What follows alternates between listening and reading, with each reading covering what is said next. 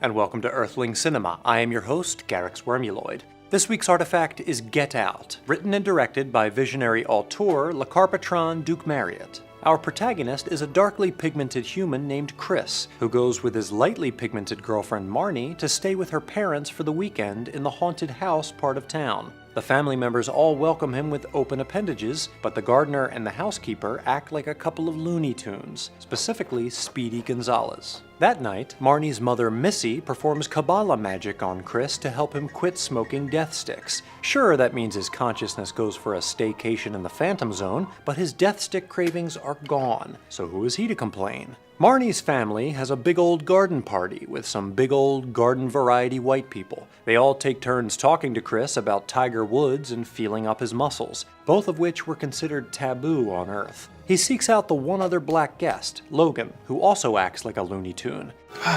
I guess Elmer Fudd, because he's wearing a hat. Chris snaps a picture using his Samsung Galaxy Note, but the flash turns Logan into Weapon X, and he yells at Chris to get out. Get out! Hey, that's the name of the movie!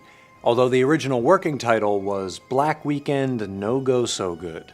He sends the picture to his friend Rod, an airport employee with a beautiful mind for tangential acquaintances. That's Drake. Used to kick it with Veronica. Veronica from what? Teresa's sister that worked at the movie theater on 8th. Chris then tries to escape, but Marnie turns out to be a bad guy too. You know I can't give you the keys, right, babe? So that kind of puts a strain on their relationship. Chris wakes up to some branded content explaining that Marnie's family has achieved immortality, first by kidnapping young hosts, then trapping their minds in the Phantom Zone, and finally downloading an old person's consciousness into the host brain using some sort of medical procedure that doesn't require scientific explanation, but trust us, it works. Chris employs some DIY earplugs, rendering him impervious to Missy's magic and any loud concerts he might attend later. He promptly kills Dean, Missy, the very important brother character I just remembered, and the housekeeper, who is actually Marnie's grandmother. The gardener, who is actually her grandfather, attacks Chris, so Chris uses his camera flash to give the whole soul-stealing thing another try. Now free, the host shoots Marnie and then kills himself so he doesn't have to mulch ever again. Then a police car shows up, but it's actually just Rod driving an airplane he borrowed from work. They fly off into the sunset as Marnie ponders moving to upstate New York to help her friend Hannah raise a baby.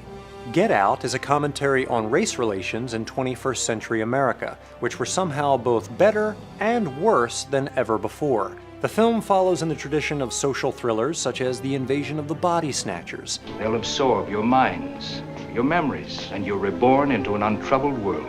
Where everyone's the same. The Stepford Wives. You are different, your figure's different, your face. And The Hot Chick, wherein the loss of victims' personal autonomy illustrates societal imbalances of the time. Why the hell do you do this in public? The Armitage clan, pun attempted, bend over backwards to demonstrate their racial open-mindedness. No small feat given the inferior flexibility of Caucasians. Marnie's father tries to use black lingo. So how long has this been going on, this thing? And apologizes for the optics of having black servants. I hate the way it looks. And he loves Barack Obama, despite Obama's boring, non-confrontational style of handshake.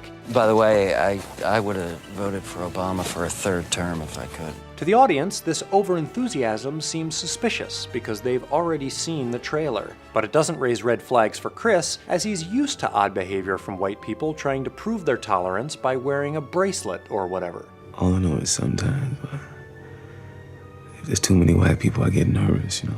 The film asserts that racism is alive and well beneath this veneer of white liberalism, although it is heartening to remember that racism would eventually be eradicated along with the rest of the earth. The Armitages and their friends claim to be interested in experiencing black culture. Such a privilege to be able to experience another person's culture. In reality, they only want to collect it like they would a Pog or a Beano Baby. Preserving what they perceive to be favorable traits while banishing unwanted elements to goodwill. Through the film's imagery, the pretext of appreciation is peeled away to reveal the tearful onion of oppression. Delicious.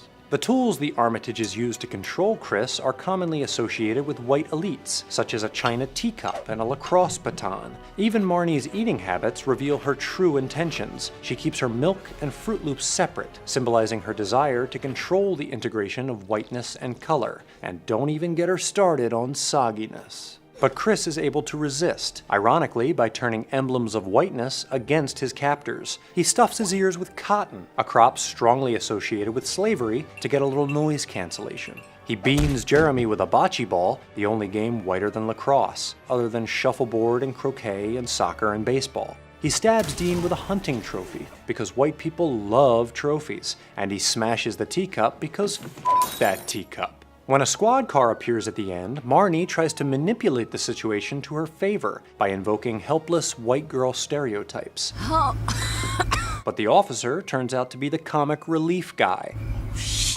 So we get a happy ending for our social justice boners. At least until the actual police investigation begins. For Earthling Cinema, I'm garyx wormuloid. Stay woke. Hello, Earth enthusiasts. Thanks for watching. If you're looking for another great story with deep insights on Earth culture, head over to audible.com/earthling at the link in the description and download American Gods by master storyteller Neil Gaiman. And get it for free when you sign up for a 30-day free trial with Audible. American Gods is a fantasy novel with an incredible blend of ancient and modern Earth mythology in an American landscape. And Audible makes it easy to enjoy, along with a huge selection of other audiobooks, original audio shows, comedy, and more, no matter what or where you are. Just go to audible.com/earthling at the link in the description to start a free 30-day trial. When you sign up, pick American Gods or any book you want, download it for free, and it's yours to keep forever. Thanks to Audible.